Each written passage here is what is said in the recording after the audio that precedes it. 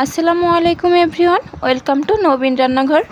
আজকে আমি তৈরি করে দেখাবো নারকেলের দুধ ছাড়াই কিভাবে অসাধারণ স্বাদের চিংড়ি মাছের রেসিপি তৈরি করা যায়।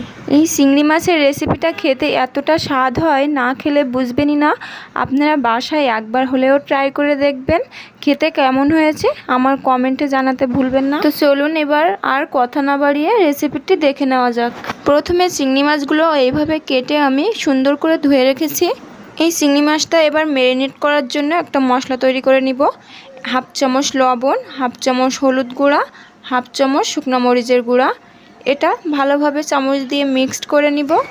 এবার এই মশলাটা থেকে অর্ধেকটা পরিমাণ চিংড়ি মাছে দিয়ে ভালোভাবে হাত দিয়ে মিক্সড করে নিব। তারপর যদি আরও লাগে আরও বাকি অর্ধেকটা দিয়ে মিক্সড করে নিব, একবারেই বেশি দিতে যাবেন না। এবার কড়াইতে পরিমাণ মতো তেল দিয়ে দিব। তেলটা গরম হয়ে আসলে চিংড়ি মাছগুলো দিয়ে দিব। চিংড়ি মাছগুলো দিয়ে 3 থেকে 4 মিনিটের মতো এপিট ওপিট করে ভেজে নিব। দেখুন আমার চিংড়ি মাছগুলো ভাজা হয়ে গেছে, এবার উঠিয়ে নিব। এবার ওই একই তেলে আর একটু পরিমাণ মতো তেল দিয়ে দিব। তেলের ভিতর 1 কাপ পরিমাণ পেঁয়াজ কুচি দিয়ে দিব।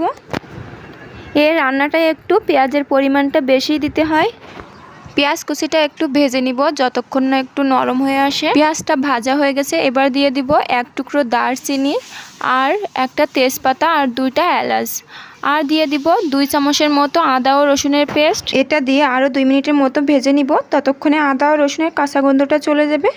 তারপর দিয়ে দিব 1 চামচ লবণ, 1 চামচ হলুদ গুঁড়া, 1 চামচ শুকনো মরিচের গুঁড়া, হাফ চামচ ধনিয়া গুঁড়া, হাফ চামচ গরম মশলার গুঁড়া। এবার সবগুলো উপকরণ একটু নেড়ে চেড়ে মিশিয়ে নিব কিছুক্ষণ। তারপর দিয়ে দিব সামান্য পরিমাণ পানি। পানিটা দিয়ে আরেকটু 2-3 মিনিটের মতো কষিয়ে নিব। কষানো হয়ে গেলে দিয়ে দিব কাজু বাদাম বাটা। এটা দিয়ে আরও 2-3 মিনিটের মতো কষিয়ে নিতে হবে।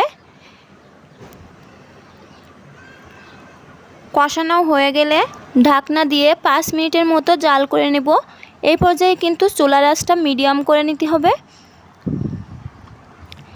ফিরে আসছি 5 মিনিট পর। দেখুন মশলাটা থেকে আমার একদম তেল ছেড়ে দিয়েছে। এই পর্যায়ে আর একটু 2-3 মিনিটের মতো কষিয়ে নিব।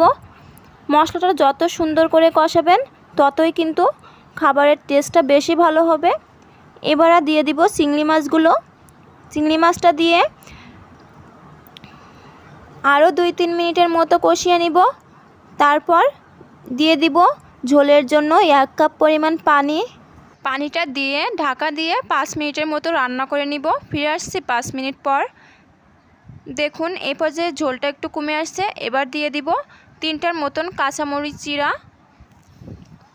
তারপর আবারও 5 মিনিটের মতো ঢাকা দিয়ে আমি রান্না করে নিব।